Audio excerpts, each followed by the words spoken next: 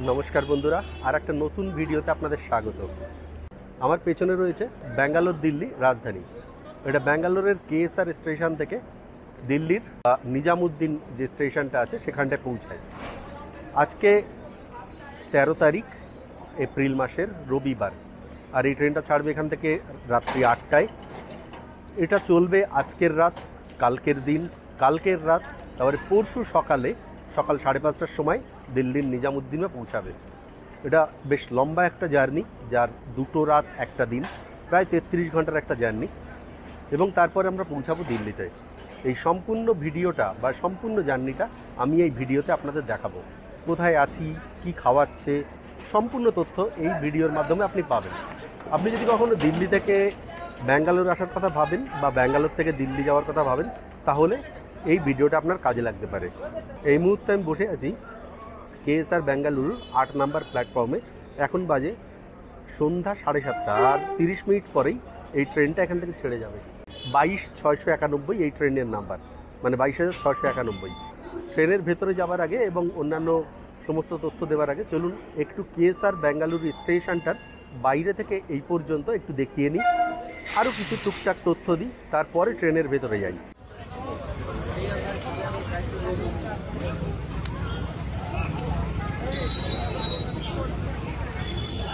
KSR Bengaluru rail station.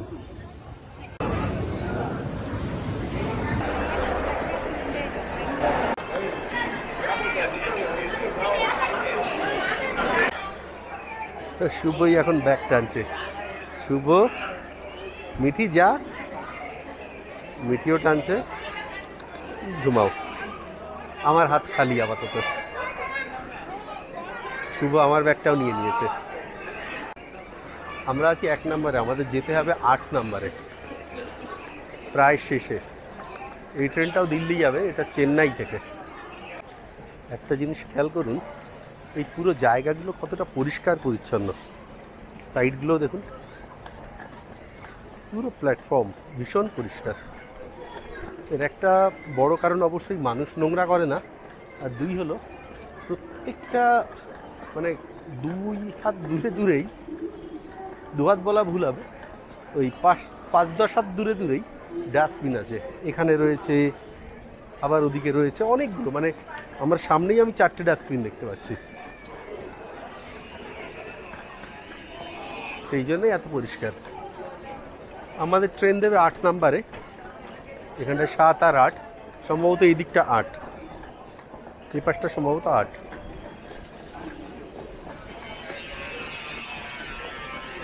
দেখুন platform কেমন পরিষ্কার। কেএসআর ব্যাঙ্গালুরু স্টেশনের এটা 7 আর 8 নম্বর প্ল্যাটফর্ম। এখানে বেশ কিছু ফুড স্টল আছে, তার মধ্যে একটা 5 স্টার, এটা বেশ পছন্দের জায়গা আমার। বেশ ভালো খাবার বানায়, কিছুটা কেএফসি স্টাইলের, আর দামও অনেক কম। আর এই যে ফুড ট্র্যাক, আগে আমি ভাবতাম যে যখন আমরা অর্ডার করি ট্রেনে যাওয়ার সময় জোম্যাটো বা কোনো কিছুতে প্ল্যাটফর্মে খাবার দেয়, সে খাবার কোত্থেকে আসে। সেগুলো আসলে এরকম জায়গা থেকে আসে। এই যে সমস্ত ডেলিভারি বয়রা যে বসে আছে, অর্ডার পেলে এরা এখান থেকে নিয়ে গিয়ে ট্রেনে সার্ভিস দিয়ে আসে। আমি ভাবতাম কোথা থেকে এসে এগুলো দেয়, আসলে এগুলো প্ল্যাটফর্মের ভেতর থেকেই দেয়। তার মানে আমাদের ট্রেন দিয়ে দিয়েছে, জাস্ট একটু সন্ধ্যাবেলা স্ন্যাক্স খেয়ে তারপর আমরা ট্রেনে উঠবো। এবারে আমরা 2 টায়ারে জার্নি করছি এখান থেকে। A3 1 2 3 4 4টে আমাদের যে সিট পড়েছে 4 জনের জন্য, এবং সম্পূর্ণটা কিছুটা কূপের মতো হয়ে গেছে। পর্দাটা টেনে নিলে কূপের মতো হয়ে যাবে। স্টেশনটা খুব পরিষ্কার পরিচ্ছন্ন। আর দেখুন এখানে যদি বয়স্ক মানুষের আসতে অসুবিধা হয়, তার জন্য ইলেকট্রিক গাড়িগুলো আছে।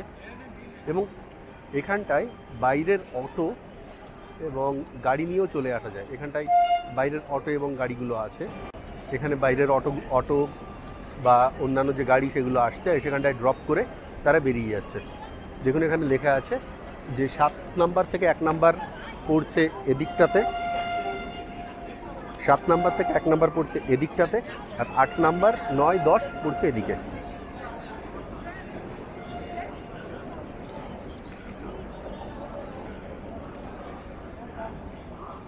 একটু আগে আমি এখান থেকে 1 কাপ চা খেয়েছি, ইচ্ছা হচ্ছে আরও 1 কাপ খাই। খুব ভালো চাটা, মানে আমি চিনি ছাড়া চা বা কফি খাই, এদের কাছে সেই ব্যবস্থা আছে। আর 1 কাপ কফি নিই, মাত্র 10 টাকা করে নিচ্ছে, দাম বেশি নিচ্ছে না এরা। ইতিমধ্যেই আমরা ট্রেনে ঢুকে গেছি, ব্যাগপত্র নামিয়ে রেখে এসেছি। এবার একটু ভেতরের দিক যাই। সমস্ত টিটিরা এখানটায় রেডি হচ্ছে ট্রেনে ওঠার জন্য। ভেতরে যাই। আরে বাবা কি শক্ত!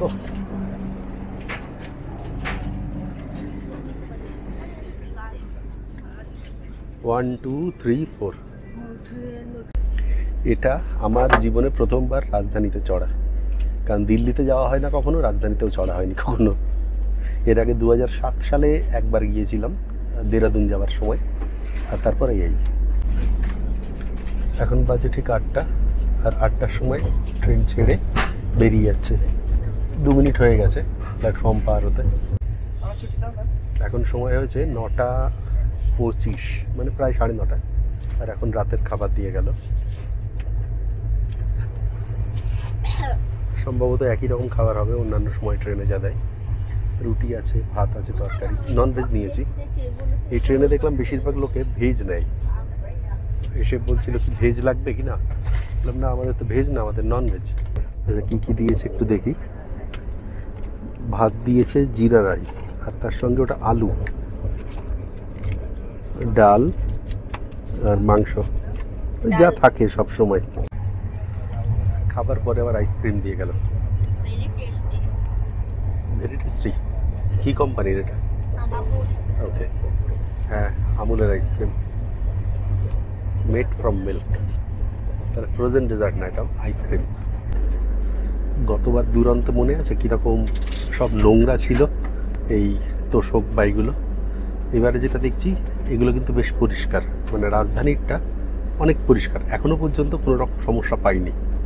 2টো আমরা বের করেছি, ওপরের 2টো বিছনার, নিচেরটা এখনো করিনি, কিন্তু বেশ ভালো, বেশ সুন্দর করে কেচে পরিষ্কার করা। হালকা হালকা কালচে কালচে আছে, কিন্তু আগের থেকে অনেক ভালো। যদি এগুলো দেখি বেশ ভালো। খুব কাছের থেকে দেখলে একটু নোংরা নোংরা আছে, কিন্তু এর থেকে আর বেশি আশা করছি না।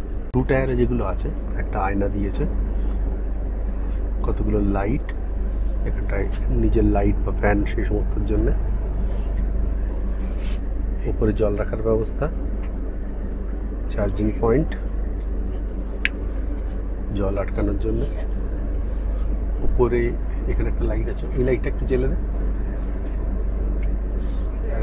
Reading light. এটা সবার সিটেই আছে। নিচেও যদি দেখি, এখানেও রিডিং লাইট আছে, পর্দা রয়েছে। আর আমাদের যেটা সুবিধা হয়, আমরা 4 জন থাকার জন্য, আমরা যদি এরকম 4টে জায়গা পেয়ে যাই, তাহলে এভাবে পর্দা টাঙিয়ে দিলে, এবার যদি পর্দা দিয়ে দিই, তাহলে এটা আমাদের নিজস্ব কিছুটা কূপের মতো হয়ে যায়। তো এটা একটা ভালো সুবিধা হয় আমাদের 4 জন যখন আমরা এই 2 টায়ারে যাতায়াত করি।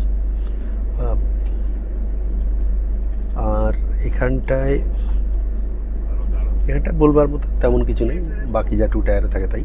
তবে আমাদের যেটা মনে হচ্ছে, এই 2 টায়ারে কিন্তু দুরন্তের চেয়ে যেন জায়গাটা একটু কম, মানে এই যে পুরো 4টে সিটের যে জায়গাটা, এটা মনে হচ্ছে একটু কম। এখন দাঁড়িয়েছে কোনো একটা প্ল্যাটফর্মে, জানি না কি প্ল্যাটফর্ম। কালকে সকাল 7:30টার সময় আমরা পৌঁছাবো সেকেন্দ্রাবাদ, মানে হায়দ্রাবাদ সেকেন্দ্রাবাদ, সেখানে। যে কারণে যদি কেউ ব্যাঙ্গালোর থেকে হায়দ্রাবাদ যেতে চায়, তার জন্য কিন্তু এই ট্রেনটা খুব ভালো। রাতে 8টায় এই ট্রেনটা ছাড়ছে, পরের দিন সকাল 7:30টার সময় সেকেন্দ্রাবাদ পৌঁছাচ্ছে। আমাদের এই ট্রেনটা ব্যাঙ্গালোর থেকে যখন আমরা নিজামুদ্দিন স্টেশন পর্যন্ত পৌঁছাবো, অর্থাৎ দিল্লি পর্যন্ত, মোট 16টা জায়গায় দাঁড়াবে। আচ্ছা, আর খাবারের ব্যাপার যদি বলি, খাবার কিন্তু বেশ ভালো ছিল। রুটি বা ভাত বেশ, মানে রুটিগুলো বেশ নরম ছিল গরম থাকবার জন্যে। ওভারঅল খাবার বেশ ভালো। সময় হয়েছে রাত্রি 10:30, 10টা এক্স্যাক্ট টাইম 10:37। আর এখন যে স্টেশনটায়, প্রথম স্টেশনটা এসে দাঁড়িয়েছে, এই স্টেশনের নাম হলো সত্যসাই প্রশান্তি নিলয়াম রেলওয়ে স্টেশন, মানে ওই সত্যসাই বাবা হাসপাতাল যেটি আছে উতাপুর্তিতে, সেই স্টেশনটি এটি। এখান থেকে পাশেই গুগল ম্যাপে আমি দেখছিলাম কতটা দূর, খুব কাছে এখান থেকে। মানে ওই সত্য সাই বাবার হাসপাতালের জন্যই এই স্টেশনটা। যদি কারো উতাপুর্তির সত্য সাই বাবা হাসপাতালে যেতে হয় তাহলে কিন্তু এই ট্রেনটায় আসলে এই সময় পৌঁছাবে, মানে রাত্রি 10:30টায়। বিছনা রেডি হয়ে গেছে, আজকের জন্য গুড নাইট। কাল সকালে আবার দেখা হবে। সুপ্রভাত।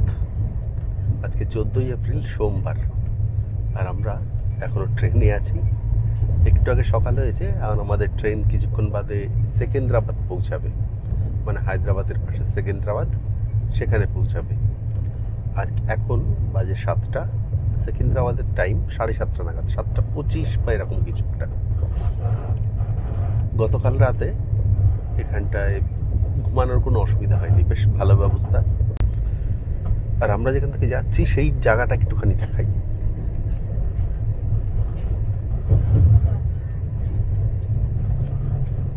একটু আগে একটা পাহাড় ছিল, এখানে যেটা দেখা যাচ্ছে।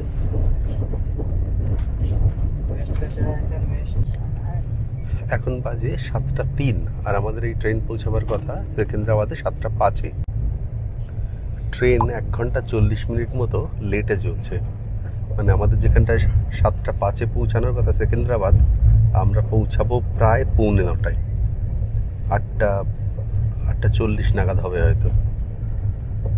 আর এখন যেখান থেকে যাচ্ছে পুরো ফাঁকা জায়গা।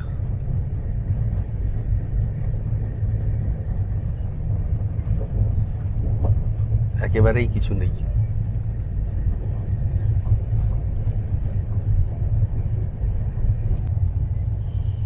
সবাই বলে আমাদের দেশে এত লোক, কোথাও কোনো জায়গা নেই। ট্রেন যে যাচ্ছে কোনো লোকই তো দেখি না, ফাঁকা আর ফাঁকা। মাঝে মাঝে কিছু কিছু জায়গায় চাষ হয়েছে, নাহলে চাষও হয়নি কোথাও। দেখে মনে হচ্ছে এখানটায় মানুষ কখনোই আসেনি এরকম জায়গা।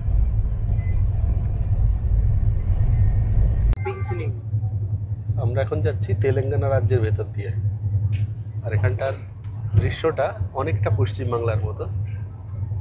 খুব সুন্দর ধান ক্ষেত, কিন্তু পার্থক্য যেটা সেটা হলো দূরে পাহাড় দেখা যাচ্ছে। এখানে বেশ সুন্দর।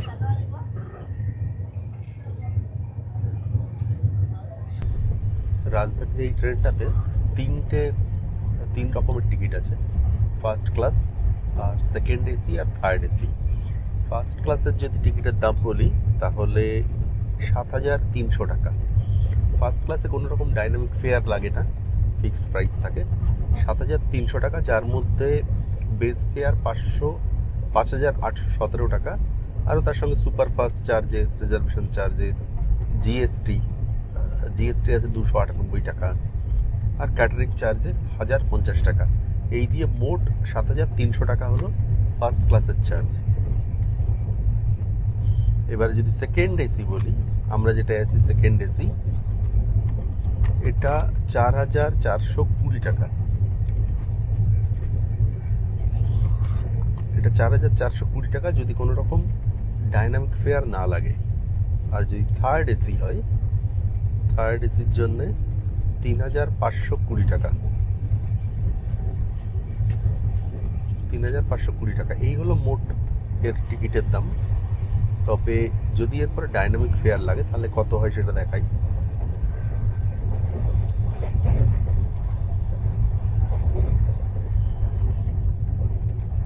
ফার্স্ট ক্লাসে তো একই দাম 7,300 টাকা। সেকেন্ড ক্লাসে যেটা দেখছি বেড়ে হয়ে গেছে 5,800 টাকা। এর মধ্যে ডাইনামিক চার্জেস লেগে গেছে 1,352 টাকা। মানে 1,352 টাকা ডাইনামিক ফেয়ার লাগবার জন্যে বেড়ে গেছে, বেস ফেয়ারের 50%। আর থার্ড এসির একইভাবে 4,245 টাকা, যার ভেতরে ডাইনামিক চার্জেস 921 টাকা। মানে যদি আগে টিকিট কাটতে পারেন ডাইনামিক চার্জ লাগার আগে, তাহলে আপনি সস্তায় পাবেন। ডাইনামিক ফেয়ারটা লাগে আপনার যত টিকিট বিক্রি হবে সেই অনুযায়ী এর চার্জেস বাড়বে। মানে 10% ধরুন টিকিট বিক্রি হয়ে গেল, 100টা সিট হয়তো আছে, তার 10টা সিট বিক্রি হয়ে গেল, তাহলে 10% দাম বেড়ে যাবে, বেস ফেয়ারের 10%। আর এটা বাড়তে বাড়তে 50% পর্যন্ত যেতে পারে। মানে কেউ হয়তো লেটে কাটছে, তখন ওয়েটিং লিস্টে চলে গেছে, 50% হয়ে গেছে, তখন কিন্তু ওয়েটিং লিস্ট যাওয়া 50%-এর বেশি সিট বুকিং হয়ে গেছে, সিট তো কমপ্লিটই হয়ে গেছে, তাহলে 50% বাড়বে। এরপরে যদি কেউ তৎকাল কাটেন তাহলে কিন্তু এর পরে গিয়ে আবার তৎকাল চার্জেস লাগবে। যে সমস্ত করে অনেকটা টিকিট এরকম ডাইনামিক ফেয়ার যে ট্রেনগুলো, তার টিকিটের দাম বেড়ে যায়। ওই জন্য যেটা করতে হয়, যদি কমে কাটতে হয় তাহলে যখন টিকিট দিচ্ছে একদম শুরুতেই তখন কিন্তু টিকিটটা কেটে নিতে হয়। আমি যেমন টিকিট কেটেছিলাম 2 মাস আগে, এক্স্যাক্টলি যেদিন এই টিকিট দেওয়া শুরু হয়েছিল সেই দিন, যে কারণে আমার কোনো রকম ডাইনামিক ফেয়ার লাগেনি।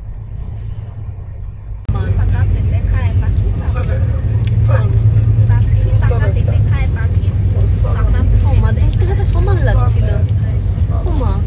ওরকম করে কে সাজালো?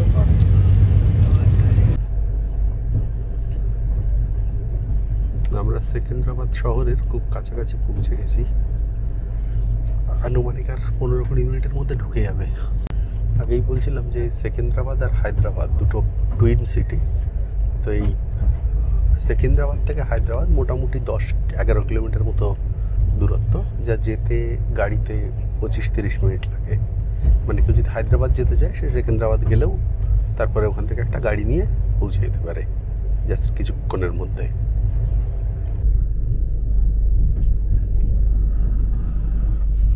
ট্রেন সেকেন্দ্রাবাদ ঢুকলো, এখন সময় 8:23, মানে 1 ঘন্টা 10-15 মিনিট লেট ট্রেন। এত ভিড় কেন? কত লোক নামবে আর কত লোক উঠবে এই ট্রেনে? ট্রেন এখন সেকেন্দ্রাবাদে দাঁড়িয়ে।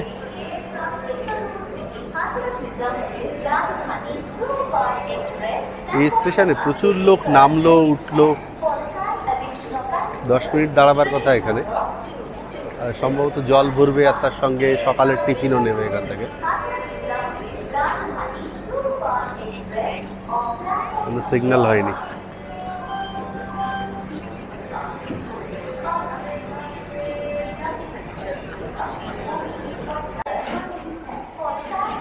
সেকেন্দ্রাবাদ থেকে উঠে এখন সব বাথরুম পরিষ্কার করছে।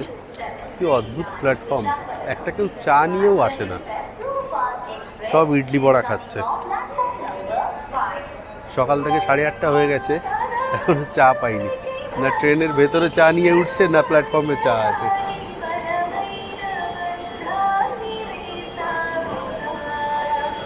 একটা জিনিস ভালো, ট্রেনটা বেশ পরিষ্কার রাখছে বাথরুম। এটা তো ভ্যাকুয়াম ক্লিনার টাইপের কিছু নিয়ে গেছে, গিয়ে পরিষ্কার করছে।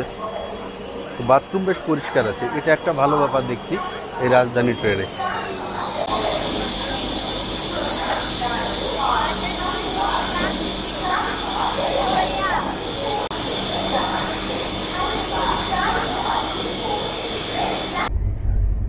সকালের টিফিন এখন দিয়ে গেল বেশ লেটে, 9:30 পরে, এখন 9:40।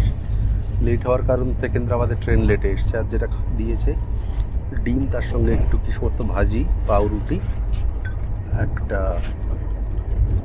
কি বলে এগুলোকে, জুস তো না, এগুলো সফট ড্রিঙ্ক, বাটার, আর কিছু আছে? আর কি আছে? ও আচ্ছা, টি ব্যাগ আর অন্যান্য জিনিস। গুঁড়ো দুধও দিয়েছে।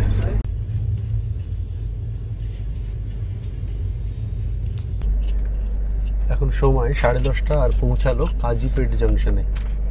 এখানে পৌঁছানোর কথা 9:45, মানে 1 ঘন্টা 45 মিনিট মতো লেট চলছে ট্রেন। ট্রেন কিছুক্ষণ হলো মধ্যপ্রদেশের মধ্যে ঢুকেছে, আর আমাদের 2:55-তে টাইম আছে নাগপুর জাংশনে পৌঁছানোর, কিন্তু 2:55-এ পৌঁছাতে পারবে না।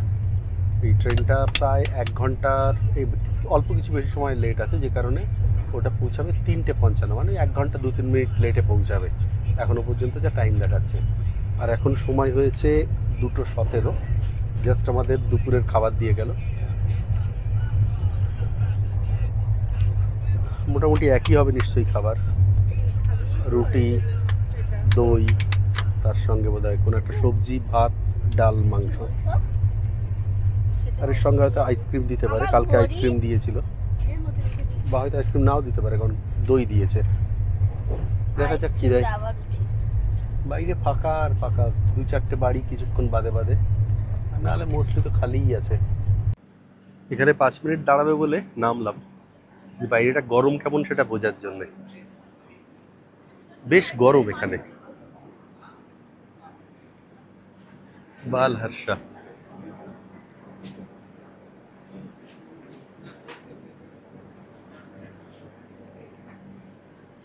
এখান থেকে খাবার তুলছে এরা।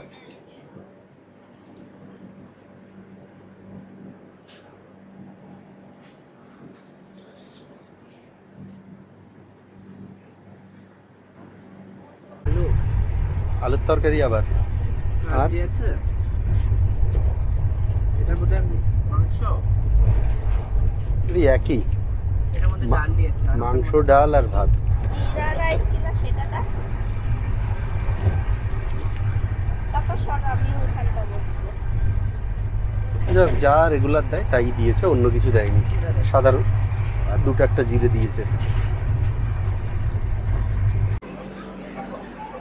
এখন সময় হয়েছে 4টে, আর আমরা পৌঁছেছি নাগপুরে। আর নাগপুরের মানেই হলো বিভিন্ন রকমের ফল, বিশেষ করে কমলা লেবু। এখানে কমলা লেবু বিক্রি হচ্ছে কিন্তু দাম বেশি, যে কারণে আমি নিলাম না। কমলা লেবু এমনিই বাচ্চারা খুব একটা খায় না, আমি নিজেও খুব বেশি খাই তা না। তবে এখানে স্পেশাল যেটা শুনেছি সেটা হলো কমলা লেবুর তৈরি ऑरेंज बफेट। हाँ दीजिए, ओके ओके थैंक यू। नहीं ज़्यादा महंगा बोल रहा है,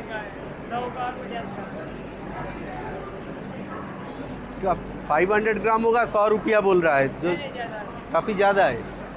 तो ऐसे ही तो मिल जाता है ऑरेंज, तो अननेसेसरी उतना महंगा क्यों लूँ।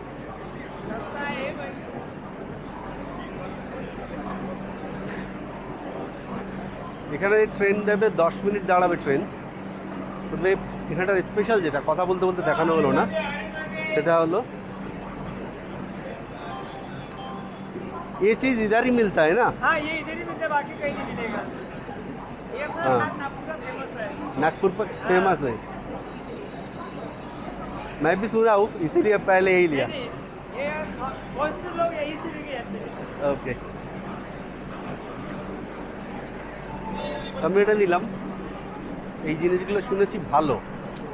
যাক, ট্রেনের সিগন্যাল হয়ে গেছে, ছেড়ে দেবে একটু বাদে। এই জিনিসটা মিষ্টি বানিয়েছে কমলা লেবু দিয়ে। কমলা লেবুর খুব সুন্দর ফ্লেভার আছে। এই যে একটু মিষ্টিটা একটু কড়া, যদি মিষ্টি খেতে অসুবিধা না থাকে তাহলে খুব ভালো। আর এটা যেটা লিখেছে হলদিরামের, এটা পুরোপুরিভাবেই কমলা লেবু দিয়ে তৈরি। ভালো, খুব সুন্দর সুন্দর কমলা লেবুর ফ্লেভার। এটার দাম 500 টাকা, 500 গ্রাম দাম 363 টাকা, কিন্তু 380 টাকা নিয়েছে। নাগপুরে যে কমলা লেবু পাওয়া যায় তার কিছু কমলা লেবু বাগান এরকম ট্রেনে যেতে যেতে মাঝে মাঝে দেখছি।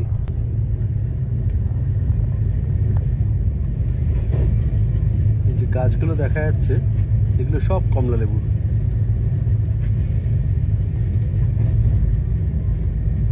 একেবারে মাঠের পর মাঠ সব কমলা লেবুর বাগান। এই জন্যই নাগপুরে এত কমলা লেবু পাওয়া যায়। এই যত দেখছেন এখান থেকে, আমার হাত দেখা যাচ্ছে না, এই যে এই সমস্ত এগুলো সব কমলা লেবু।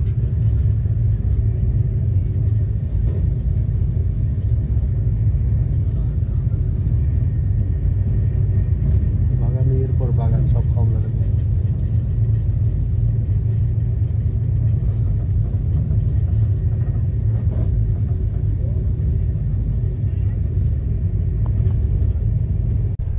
এখন সময় হয়েছে 5:30, আর সন্ধ্যা স্ন্যাক্স দিয়ে গেছে। এতে কিছু একটা মিষ্টি আছে বা কিছু আছে, লিখেছে বন্দে ভারত এক্সপ্রেস তার খাবার। এটা একটা মিষ্টি আছে বোধহয়, চিড়ে ভাজা আর সিঙ্গাড়া টাইপের কিছু, আর তার সঙ্গে চায়ের ব্যবস্থা। ও, ওটা সিঙ্গাড়া তো না? ভালো সিঙ্গাড়াটা। এখনো সূর্য আছে, মেঘের আড়ালে চলে গেছে সূর্য, সন্ধ্যা হবে কিছুক্ষণ বাদে।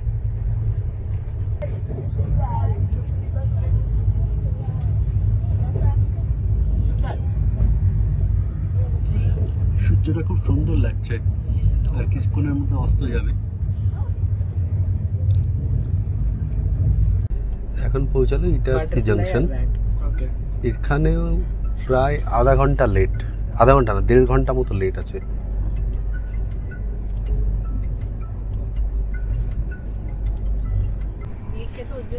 আমাদের রাতের খাবার এসে গেছে অনেক লেটে, 10টা 13 বাজে এখন, তাও হাফ এসছে হাফ আসেনি। রাতের বেলায় ভেজ নিয়েছি, আর ভেজে দিয়েছে কি কি, ডাল, 4 টুকরো 5 টুকরো পনির, ভাত, একই আলুর তরকারি, আর রুটি, আর বোধহয় এটা মিষ্টি হবে। কাল থেকে একই আলুর তরকারি খেয়ে যাচ্ছি, দুপুরের মিষ্টি, খুবই বাজে মিষ্টি এগুলো। একবার দুবার ঠিক আছে, বারবার খাওয়ার জন্য খাবারগুলো বেশ সমস্যা। দুরন্ততে আলাদা আলাদা খাবার দিয়েছিল, কিন্তু এখানটা সব এক খাবার। দুরন্তের খাবার আসলে পার্থক্য হয়, ওই অন্ধ্রের খাবার একরকম, তারপরে ভুবনেশ্বরের খাবার একরকম। এখন ট্রেন ভোপালে ঢুকছে, আর এখন সময় হয়েছে 10টা 45, আর এই ট্রেনটার পৌঁছাবার কথা ছিল 8টা 50-এ, মানে 2 ঘন্টা, মোটামুটি 2 ঘন্টা লেট চলছে এই ট্রেনটা। সকালবেলায় তার মানে 7টার আগে তো পৌঁছাতে পারবে না। দেখা যাক, 5:30টায় পৌঁছানোর থেকে অবশ্য সে অর্থ ভালো একটু লেটে পৌঁছানো। এখনো ঢোকেনি, ভোপাল ঢোকবার আগে কিছুক্ষণ ওয়েট করছিল, সিগন্যাল পাইনি বোধহয়, এখন ঢুকছে। মানে যেটা হয়, লেট যে ট্রেনটা করে সেটা পরপর লেট করতেই থাকে। খাবারের কথা যদি বলি, আমাদের তো কালকে থেকে পরপর যতগুলো খাবার দেওয়ার কথা খাবার দিয়ে দিল, অ্যাভারেজ। এর থেকে ভালো খাবার দুরন্ততে দেয়।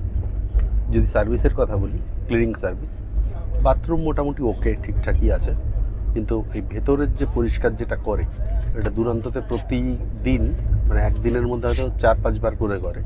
এখানে খাওয়ার পরে সকালে একবার এসেছিল, তারপরে দুপুরে একবার এসেছে, দুবারই। ঠিক আছে, নোংরা হয়নি, কিন্তু দুরন্ততে এর থেকে আরো বেটার সার্ভিস দেয়। পাক্কা 2 ঘন্টা লেটে ভোপালে ঢুকলো ট্রেন। ভোপাল জংশন।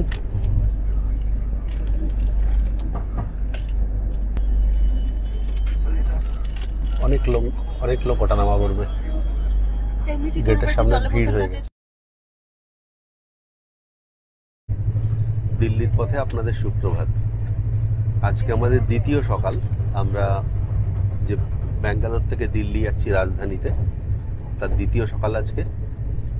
আর আজকে 15ই এপ্রিল, পয়লা বৈশাখ। পয়লা বৈশাখের শুভেচ্ছা সকলকে। আমাদের ট্রেন প্রায় 1.5 ঘন্টা 1.25 ঘন্টা লেটে চলছে। ট্রেনটা পৌঁছাবার কথা ছিল সকাল 5:30টায়, আর এটা পৌঁছাবে সকাল 7টা নাগাদ। তাতে অবশ্য অসুবিধা নেই, ভালোই হয়েছে, একটু লেটে আমরা পৌঁছাচ্ছি, একটু ঘুমাতে পেরেছি বেশি। আমরা যেটা করব, এখান থেকে আমাদের ট্রেনটা নিজামুদ্দিন পৌঁছাবে, তারপরে নিজামুদ্দিন থেকে একটা গাড়ি নিয়ে আমরা চলে যাব পাহাড়গঞ্জে। পাহাড়গঞ্জে ইতিমধ্যেই একটা হোটেল বুক করেছি, সেখানটায় যাব। সেখানটায় চেক ইন করে হোটেলটা দেখিয়ে এই পর্বটি শেষ করব। আর তারপরের পর্বে আমরা দিল্লি ঘুরতে বেরোবো, হোটেলে গিয়ে কিছুক্ষণ ফ্রেশ হয়ে, সেইটা থাকবে পরের পর্বে। এরপরে আজকে রাতে আমরা আবার এখান থেকে জম্মুর উদ্দেশ্যে রওনা দেব, আবার রাজধানীতে। সেখান থেকে শুরু হবে নেক্সট পর্ব, 3 নাম্বার পর্ব। সেটি থাকবে দিল্লি থেকে শ্রীনগর পৌঁছানোর সমস্ত জার্নিটা। তো এরকমভাবে প্ল্যান আছে আমাদের পুরো কাশ্মীর প্রোগ্রামটা। তার মধ্যে আমরা দিল্লিও একটু ঘুরে নিচ্ছি, তবে দিল্লিতে কতটা ঘুরবো সেটা নির্ভর করবে দিল্লিতে কেমন গরম থাকবে। তারপরে খুব গরম হলে খুব একটা ঘুরতে পারবো না।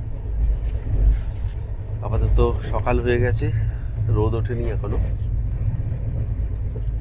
দিল্লি শহর শুরুই হয়ে গেছে।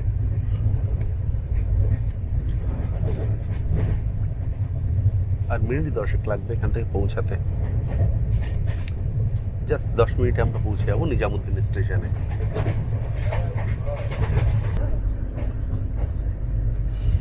নিজামুদ্দিনে পৌঁছে গেছি, ওই জাস্ট দাঁড়িয়েছিল স্টেশনে ঢোকার আগে। দিল্লিতে কুলি আর ট্যাক্সিওয়ালাদের খুব চাপ, আসার সাথে সাথে ঘিরে ধরেছে। সামনে যাই, বাইরে গিয়ে তারপর আমাদের ওলা নিতে হবে, ওলা বা উবের। প্রিপেড ট্যাক্সি কাউন্টার এদিকে রয়েছে, তারই রেট। আমাদের কলকাতার মতোই অবস্থা, বাইরে বেরোলে সব চেকে ধরে।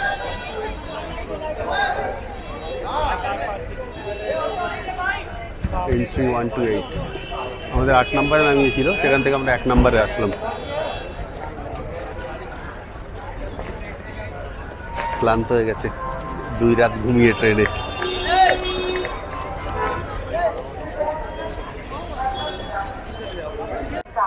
দিল্লিতে পুরোপুরি কলকাতার ফিলিং আসছে। কলকাতায় যেমন স্টেশন থেকে বেরোলি সব ছেকে ধরে যে গাড়ি চাই, কুলি চাই, এক্স্যাক্টলি তাই। কোথায় যাবে, এততে নিয়ে যাব, অততে নিয়ে যাব, এক্স্যাক্টলি তাই। সেম ফিলিং, চারিদিকে যারা আছে সব এক।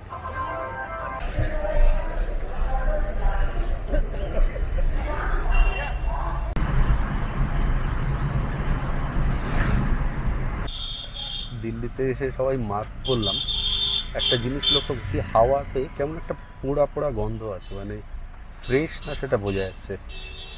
নিশ্চয়ই এটা পলিউশনের জন্যই হয়, মানে একটা অন্যরকম ফিল করতে পারছি যে একটু আলাদা হাওয়াটা, যে কারণে মাস্ক পরে নিলাম। ধুলো না, যে ধুলোর ব্যাপার তা নয়, কিন্তু হাওয়াটা পরিষ্কারও নয়।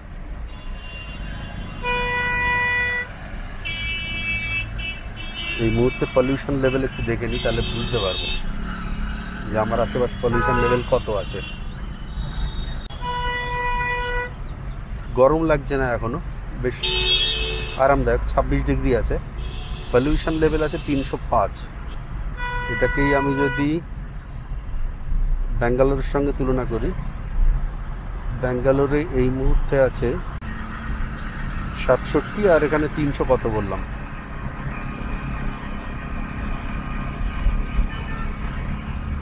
305। অনেকটাই খারাপ অবস্থা এখানে। দিল্লির রাস্তা এখনো পর্যন্ত ভালো লাগছে, ব্যাঙ্গালোরের রাস্তায় চলে চলে যা অবস্থা।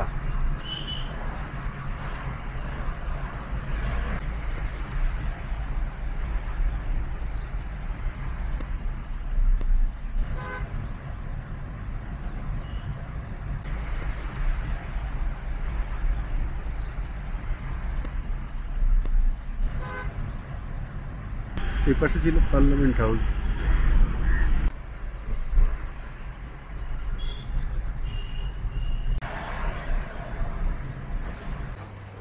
আমরা হোটেল সত্তম নামে একটা হোটেলে চেক ইন করেছি, জাস্ট দিনটুকুর জন্য, মানে সকাল থেকে আবার সন্ধ্যা এখান থেকে বেরিয়ে যাব। এই জায়গাটা হলো পাহাড়গঞ্জের কাছে, আমার পেছনে এই সোজা যদি যাই, এই যে রাস্তাটা দেখাচ্ছি, এই রাস্তাটা দিয়ে যদি যাই, একটুখানি গেলেই নিউ দিল্লি স্টেশন। আমাদের সন্ধ্যাবেলায় আবার এখান থেকেই ট্রেন থাকবে নিউ দিল্লি থেকে, যে কারণে পাহাড়গঞ্জেই আমরা হোটেলটা নিলাম। 2টো রুম নিয়েছি, মাঝারি মাপের হোটেল, মানে ঘর ঠিকঠাক পরিষ্কার আছে, আহামরি কিছু না। আর 2টো রুম আমাদের এই প্রায় 12 ঘন্টার জন্যে, 2টো 3000 টাকা নিয়েছে। একটু খোঁজ করছিলাম, মোটামুটি এরকমই, এক একটা রুম 1.5 থেকে 2000 টাকার মধ্যে ভাড়া হয় এই অঞ্চলে। তবে যে দালালের পাল্লায় পড়লে একটু বেশি লাগতে পারে। আমি এখানটায় সরাসরি ফোন করে এদের থেকে বুক করে দিলাম। দেখাবার মতো আহামরি কিছু নেই এর মধ্যে।